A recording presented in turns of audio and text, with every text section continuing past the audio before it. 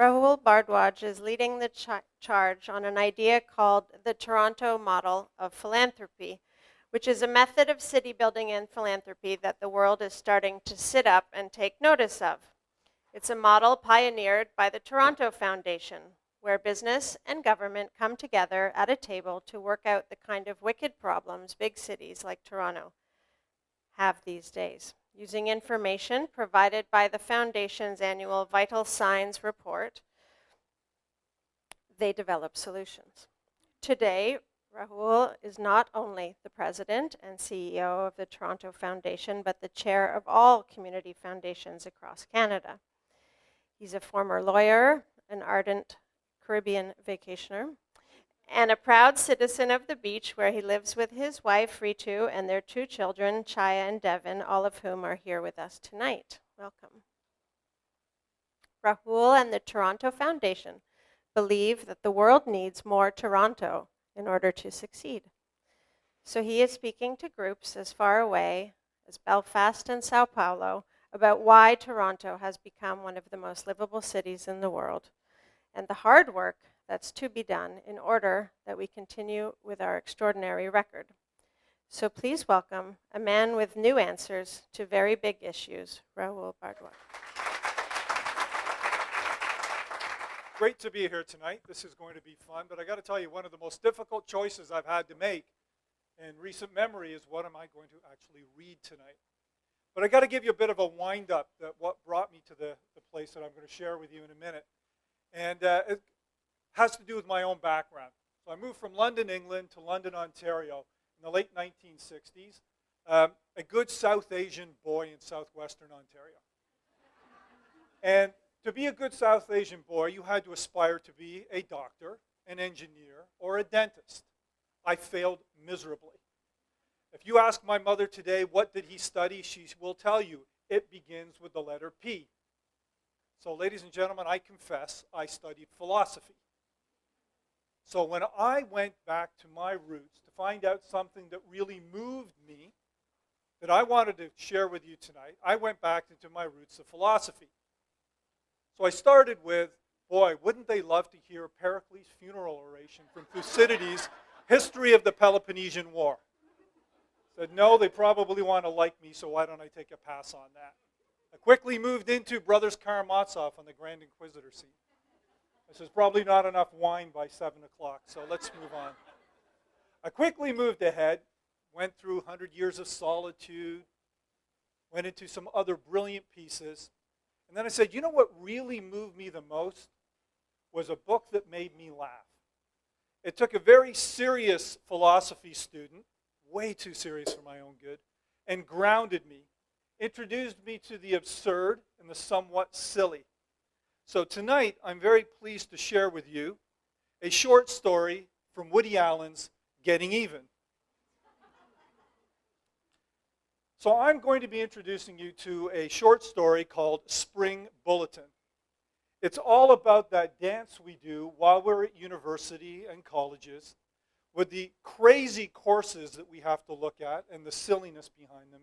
It's part in homage to that, and it's part in homage to my daughter Chaya today, who wrote her last exam in architecture at U of T first year today, who's beginning that dance along that route. Oh, I'm going to hear about that later tonight. Right. Anyhow, you can tell how serious I'm going to get. I'm taking off the glasses now. So, Spring Bulletin.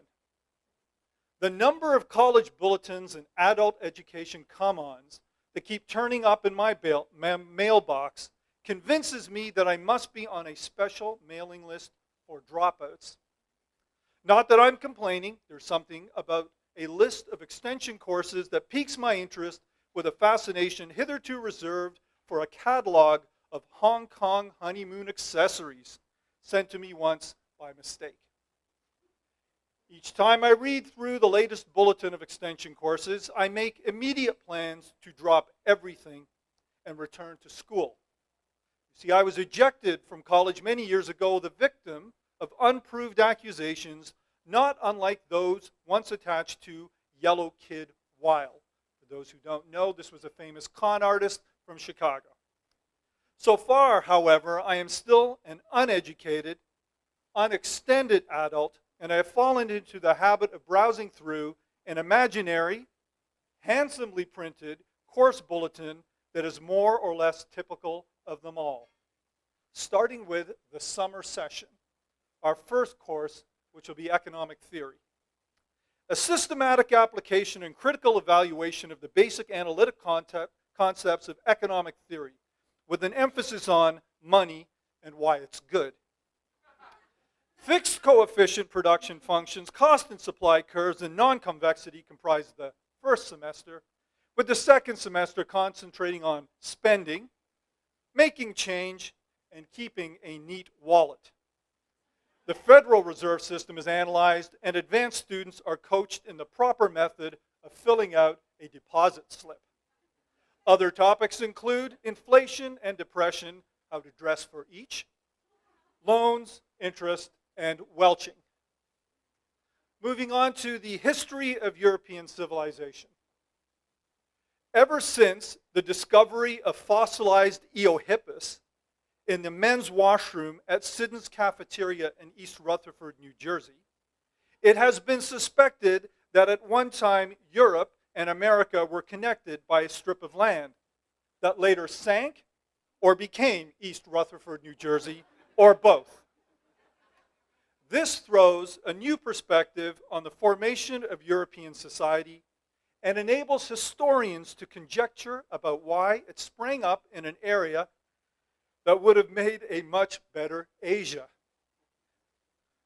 Also studied in the course is the decision to hold the Renaissance in Italy.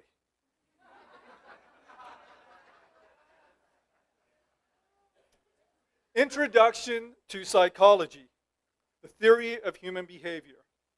Why some men are called lovely individuals and why there are others you just want to pinch. Is there a split between mind and body, and if so, which is it better to have? Aggression and rebellion are discussed. Students particularly interested in these aspects of psychology are advised to take one of these winter term courses. Introduction to hostility, intermediate hostility, advanced hatred, my favorite, theoretical foundations of loathing. Special consideration is given to a study of consciousness as opposed to unconsciousness, with many helpful hints on how to remain conscious. Moving into psychopathology, aimed at understanding obsessions and phobias, including the fear of being suddenly captured and stuffed with crab meat. Look who's catering tonight, right? A reluctance to return a volleyball serve, and the inability to say the word Mackinac in the presence of women. And the compulsion to seek out the company of beavers is analyzed. Moving on to one of my favorites, Philosophy 1. Every one from Plato to Camus is read, and the following topics will be covered. Ethics, the categorical imperative, and 6 ways to make it work for you.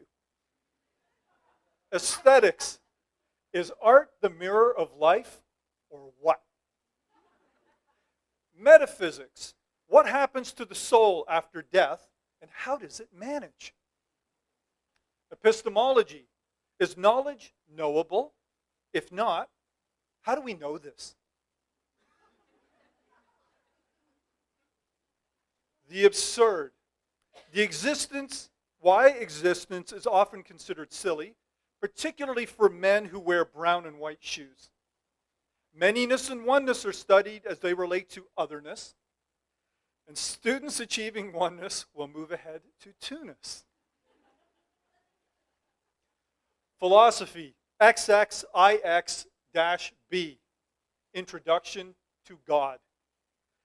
Confrontation with the creator of the universe through informal lectures and field trips.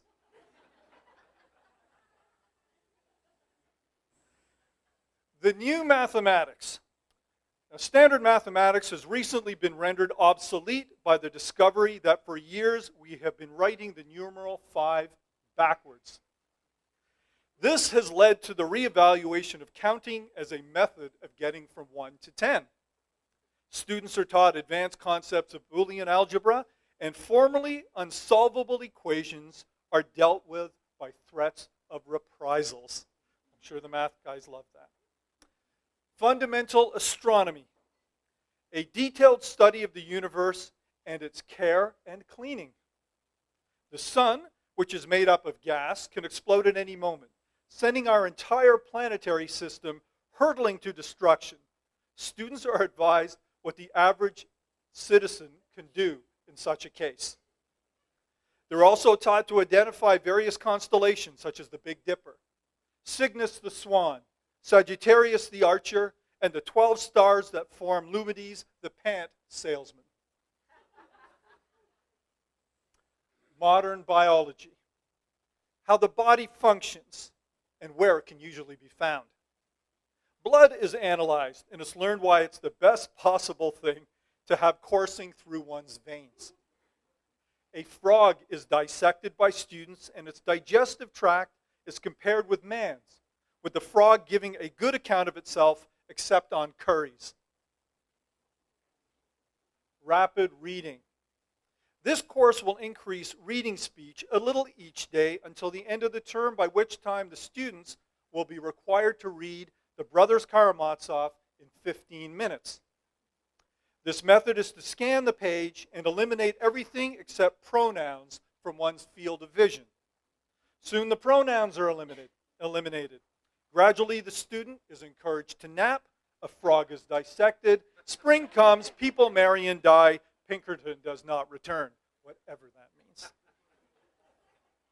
Musicology 3, the recorder. The student is taught how to play Yankee Doodle on this end-blown wooden flute and progresses rapidly to the Brandenburg concertos, then slowly back to Yankee Doodle. Music appreciation. In order to hear a great piece of music correctly, one must, 1, know the birthplace of the composer, and 2, be able to tell a rondo from a scherzo and back it up with action. Attitude is important.